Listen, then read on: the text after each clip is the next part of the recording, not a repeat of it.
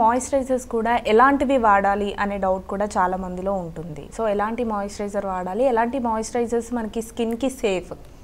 So స్కిన్కి safe అంటే ఇప్పుడు మనకి యూజువలీ ఏవైనా కూడా మనకి 2 kinds ఆఫ్ ఉంటాయి. మార్కెటెడ్ ప్రొడక్ట్స్ కానివ్వండి, మెడికల్వి కానీ చూడండి.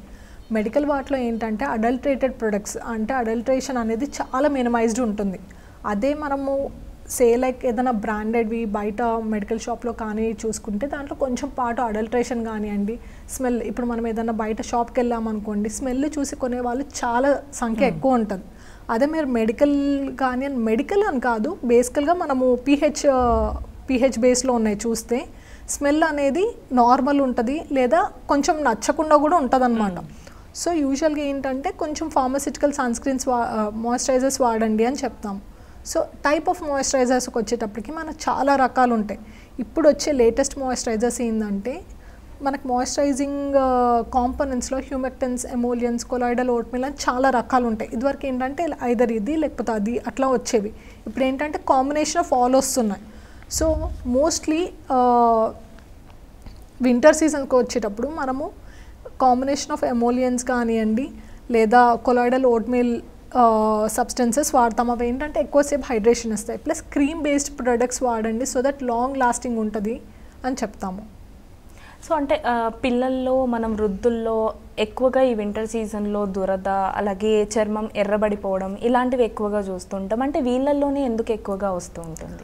అంటే ఆయిల్ ఉత్పత్తి అనేది పుట్టిన న్యూ బార్న్స్కి లేదా ఎల్డర్లీ, ఇప్పుడు మనము వయసుతో పాటు ఎలా మన యావరేజ్ డైలీ వర్కింగ్ ఎట్లా తగ్గుతుందో మన ఆయిల్ గ్లాండ్ కూడా కొంచెం ఏజ్ అవుతూ ఉంటుంది అనమాట. సపోజ్ మనం ఒక 20 years ఉన్నప్పుడు ఒక 1 ml ప్రొడ్యూస్ చేసేది అనుకోండి, 30sకి వచ్చేటప్పటికి 40sకి వచ్చేటప్పటికి మెల్లగా 0.9, 0.8 అట్లా తగ్గిపోతూ ఉంటుంది. అందుకోసమే మనము ఎస్పెషల్లీ ఉమెన్కి పోస్ట్ ప్రెగ్నెన్సీ కానివ్వండి, పోస్ట్ 35 డ్రై స్కిన్ అనేది ఫాస్ట్గా స్టార్ట్ అవుతూ ఉంటుంది.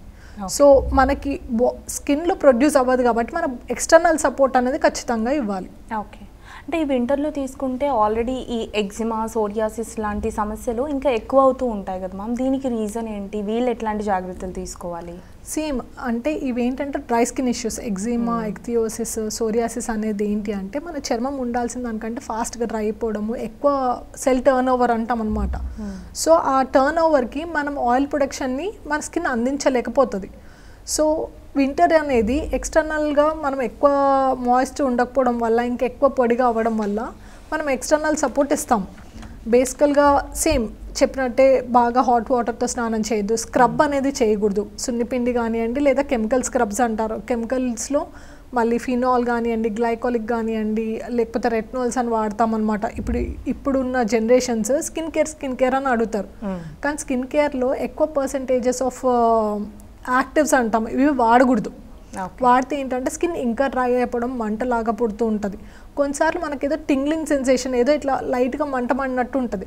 కానీ అది మనం ఆపేస్తే మన స్కిన్ రికవరీ అనేది బెటర్ ఉంటుంది. అది కంటిన్యూ చేస్తే ఏంటంటే ఇంకా కొంచెం ఎక్కువ డ్రై స్కిన్ ఎక్కువ అయ్యి అది ఎర్రగా అయ్యి మళ్ళీ నల్లగా అయ్యటం అనేది జరుగుతూ ఉంటుంది.